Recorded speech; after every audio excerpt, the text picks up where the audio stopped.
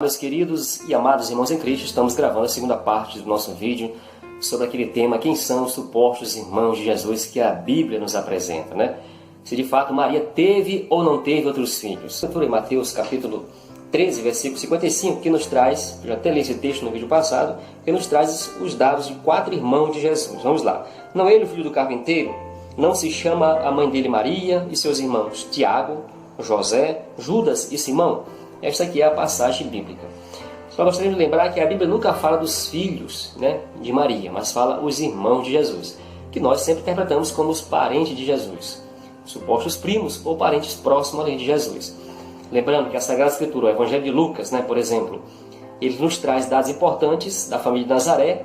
Quando Jesus tinha 12 anos, quando subiu ao templo, nos apresenta apenas José, Maria e Jesus. Essa é a família sagrada de Nazaré. Vamos dando continuidade. Nós vamos ficar aqui com Tiago, que era um apóstolo de Cristo. Isso que nos traz esse dado importante é o próprio Paulo. Vamos pegar aqui Gálatas capítulo 1, versículo 18 em diante, onde Paulo nos traz um dado importante sobre Tiago. O que é que diz sobre Tiago, Paulo? Ele diz o seguinte, a partir do versículo 18, do capítulo 1 de Gálatas, nos diz: em seguida, após 3 anos, subi a Jerusalém para avistar-me com Cefas, que é Pedro, e fiquei com ele 15 dias. Não vi nenhum apóstolo, mas somente Tiago, o irmão do Senhor. Paulo que foi se encontrar, ou melhor, Paulo que foi se encontrar com Pedro, não viu nenhum apóstolo em Jerusalém, a não ser Tiago, o irmão do Senhor. Então, nós sabemos aqui que Paulo nos traz que esse Tiago era um apóstolo e era irmão do Senhor. Se nós formos na lista dos apóstolos, nós encontramos aí em Mateus capítulo 10, versículo 2, 4, também em Marcos 3, versículo 13 e 19, e a lista de Lucas capítulo 6, versículos 12 e 16, em todas as listas dos apóstolos nós temos apenas 2 Tiagos. O Tiago maior, que é conhecido que é irmão de João, evangelista, que era filho de Zebedeu, e nós temos também um outro Tiago, chamado de Tiago menor, que era filho de Alfeu. Então Paulo nos diz que o Tiago, irmão do Senhor, é um apóstolo. E na lista dos apóstolos aparecem 2 Tiagos. Vou repetir mais uma vez. Um é filho de Zebedeu, que é irmão de João, evangelista, e o outro é filho de Alfeu. Então nós já temos aqui um dado importante, que esse Tiago, temos aqui um pai desse Tiago, Alfeu, e não de José. Mas você pode objetar, Maria deve ter casado com esse tal de Alfeu, deve ter ficado viúva de José e ter casado com Alfeu, gerado esses outros filhos, Mas vamos aqui, olhando a Sagrada Escritura, olhando Mateus capítulo 27, 55 a 56, também Marcos 15 a 40 e João 19, versículo 25, nós vamos ver também quem é a mãe desse Tiago, desse José, desses supostos irmãos de Jesus. Versículo 55 nos diz o seguinte: estavam ali muitas mulheres. Aonde? Diante da cruz do Senhor, quando Jesus foi crucificado. Estavam ali muitas mulheres olhando de longe. Havia acompanhado Jesus desde a Galileia, a servi-lo. Entre elas, Maria Madalena, Maria de Magdala, Maria, mãe de Tiago e de José, e a mãe dos filhos de Zebedeu. Se nós olharmos para João 19, nós vamos descobrir quem é essa mulher, mãe de Tiago e de José. Vamos então para João 19, versículo 25.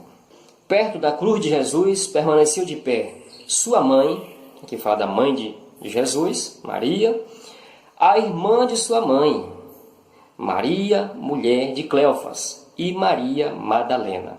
No Evangelho de Marcos também nos fala de uma tal de Salomé, Então nós temos algumas mulheres, Então aqui deixa bem claro, perto da cruz de Jesus permanece de pé sua mãe, especificamente sua mãe, a irmã de sua mãe, Maria, mulher de Cleofas. Então é João que vai nos dar esse dado importante, ligando a Mateus, quem era essa mulher, mãe de Tiago e mãe de José e dos irmãos de Jesus. Era sua irmã, Maria, mulher de Cleofas. Então você pode dizer, mas como não era Alfeu o pai desses irmãos de Jesus, esses parentes de Jesus? Aqui nós podemos fazer apenas cogitações, Cogitações. Essa irmã de Maria, podemos apenas fazer cogitações que ela poderia ser casada com outro esposo, no caso aqui viúva de Alfeu, casou com Cleofas, ou também podemos cogitar que Alfeu e Cleofas eram a mesma pessoa. Um nome grego, um nome hebraico, ou então um apelido, e o nome hebraico e um apelido, ou então um nome grego, como existe nas Sagradas Escrituras várias passagens, várias pessoas que trazem dois nomes, né? Como no caso de Mateus, né?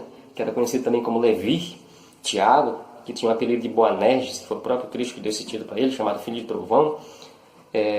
Tomé, que é conhecido também como Dídimo, né? Saulo, Paulo também, conhecido como Saulo e Paulo. Simão e Pedro, que é o seu nome. Tadeu, que também tem uma variação no nome dele, chamado também conhecido como Lebeu. Pois é, esses dois nomes é muito comum dentro da Sagrada Escritura e dentro daquela cultura daquela época. Tem muitos outros exemplos, mas eles são suficientes, né? Mas aqui tem um dado extra-bíblico muito importante, né? Que é do historiador Egésipo, historiador do século II. E quem cita esse historiador é o Eusébio de Cesareia, né? Eusébio de Cesareia é a nossa obra História Eclesiástica, né? Ele nos fala algo importante, né? Ele afirma que Cleofas é irmão de José.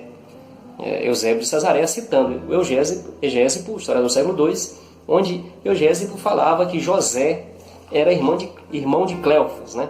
Então nós temos aqui algo muito importante para se notar, que de fato quem era parente de Jesus, era Cleofas. Cleofas era irmão do pai adotivo de Jesus, e que essa Maria, que João coloca como irmã de Nossa Senhora, era cunhada. Então, só para a gente perceber que o termo Adelphos, como já falei várias vezes aqui, ele é utilizado não somente, o termo Adelphos, que é irmão, né? É utilizado não somente para parentes, não para parentes filho do mesmo pai, da mesma mãe, mas também para parentes próximos, né? Como no caso aqui, essa irmã de Nossa Senhora seria cunhada. E nós temos a resposta, né?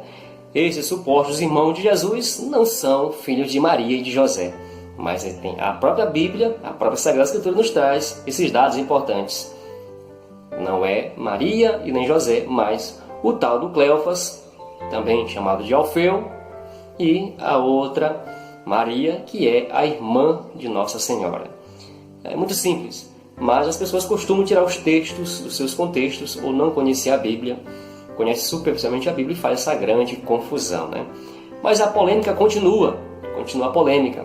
E existe um outro texto também que é tirado do seu contexto para justificar que Maria não era virgem. Vamos lá, que é o texto do até que.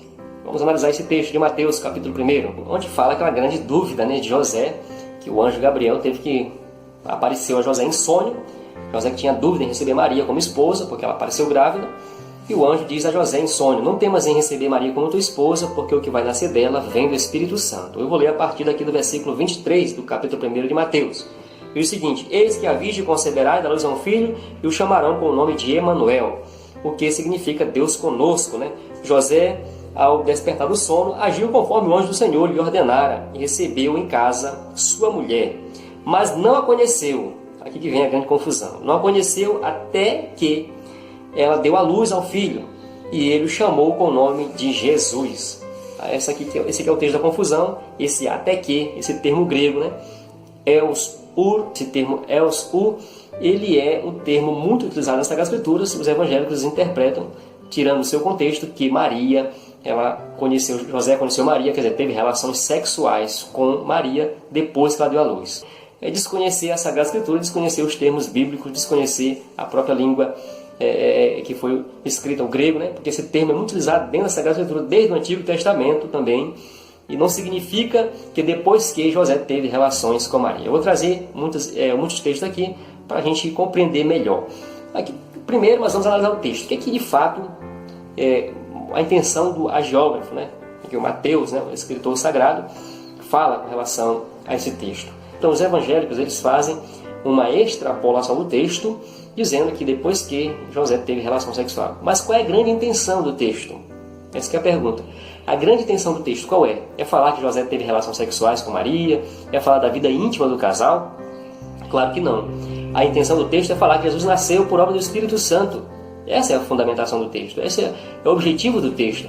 Falar que ele não nasceu através da união carnal de José e de Maria, mas por obra do Espírito Santo. Mas vamos ver o até que. Como é que é apresentado o até que dentro das Sagradas Escrituras? Primeiro vamos ao Antigo Testamento analisar esse termo, né? Segundo Samuel, capítulo 6, versículo 23, onde diz: Nicol, filha de Saul, não teve filho até o dia da sua morte. O termo aqui, eos, né? Até o dia da sua morte. Na mentalidade protestante, né? A filha de Nicole, filha de Saul, ela teve filho depois da morte. Bem provável que ela tenha filho depois da morte, né? Porque se eles interpretam que José não conheceu Maria até que deu à luz ao filho, e depois ela teve relações sexuais ele teve relações sexuais com Maria, então aqui também Nicole, filha de Saul, não teve filho até o dia da sua morte. Depois da sua morte ela teve filhos, né? É só na cabeça de quem não conhece os termos bíblicos, né? Mas vamos também ao Novo Testamento, 1 Coríntios, né? Capítulo 15, versículo 25. Diz o seguinte: pois é preciso que Cristo reine, né? Que Ele reine até que tenha colocado todos os inimigos debaixo dos seus pés, né? Paulo, aqui é o Novo Testamento, termos falando, pois é preciso que Ele reine, que Jesus Cristo reine, até que tenha posto todos os inimigos debaixo dos seus pés. Até que, o termo, né? Mais uma vez. Aqui na mentalidade protestante, Jesus Cristo vai reinar somente depois, só até colocar todos os seus inimigos debaixo dos seus pés. Depois que Ele colocar, Ele não vai reinar mais não. Quer dizer, Jesus não vai reinar eternamente, como a Sagrada Escritura nos apresenta, que o seu reino não terá fim. Então, o termo até que, muito utilizado na Sagrada Escritura. Só em Mateus, esse termo até que é utilizado 49 vezes, né? O próprio Mateus, que cita aqui esse termo, logo no seu primeiro capítulo, ele é utilizado 49 vezes. Mas vamos falar mais alguns exemplos para vocês. Vamos ver que esse termo, até que, ele é utilizado tanto para o passado, quanto para o presente, quanto para o futuro. É Mateus 28, capítulo 20, onde Jesus Cristo diz o seguinte: eis que estarei convosco todos os dias até a consumação dos séculos, né? Então, na mentalidade da interpretação desse até Jesus Cristo estará conosco somente até passar a figura deste mundo. Estará conosco todos os dias até o final do mundo. Depois, não estará conosco eternamente, né? Então, é falta de conhecimento. Mas nós vamos trazer aqui mais um texto, né? Mateus capítulo 1, né? Versículo 17, onde fala: portanto, o total das gerações é de Abraão até, aqui o termo até, né? Termo els, até Davi, 14 gerações. Aqui está se referindo ao passado. Foi empregado aqui o termo para o passado. De Davi até, mais uma vez o termo até o exílio de Babilônia, 14 gerações. Aqui também referente ao passado. E do exílio babilônico até Cristo, 14 gerações. Até Cristo, presente, né? Mateus escreve dentro desse contexto contemporâneo ali, de Cristo até Cristo, 14 gerações, né? Referente ao passado e outro chama aqui ao presente. Vamos ler agora um texto referente ao futuro. Então, é o Evangelho de Mateus, capítulo 26, versículo 29, onde Jesus Cristo disse: eu vos digo, não beberei mais deste fruto da videira, até o dia em que convosco beberei o vinho novo no reino do meu Pai. Até, aqui é empregado o termo até para o futuro. Então nós vemos que esse termo até, ou em grego els, ele é empregado tanto para o passado, como para o presente, quanto para o futuro. É empregado 146 vezes na Sagrada Escritura esse termo. Só em Mateus, como já citei, 49 vezes. Pois bem, esse é um tema que não se esgota. Nós poderíamos trazer aqui muitas outras informações sobre o até que, sobre esses irmãos de Jesus. Mas para finalizar, eu gostaria de citar aqui um texto muito importante na Sagrada Escritura, que é o texto de João, no capítulo 19, no versículo 26, onde Jesus nos deixa bem claro que Maria não tinha outros filhos e que ele não tinha outros irmãos, irmãos biológicos, né? Por quê? Porque ele entrega sua mãe aos cuidados de João, o discípulo amado. Na cultura judaica, dentro da lei judaica, isso era inconcebível, né? Quem era responsável legal por uma viúva, eram os filhos, sobretudo o filho mais velho, né? Aqui Jesus, como ele não tem outros irmãos, ele entrega a sua mãe aos cuidados do discípulo, que ele confiava, o discípulo amado, né? Que ele diz o seguinte, o texto diz o seguinte: Jesus, vendo a sua mãe e vendo de perto dela o discípulo que ele amava, disse à sua mãe: mulher, eis o teu filho. Depois disse ao discípulo: eis a tua mãe. E a partir desse momento, dessa hora, o discípulo a recebeu em sua casa.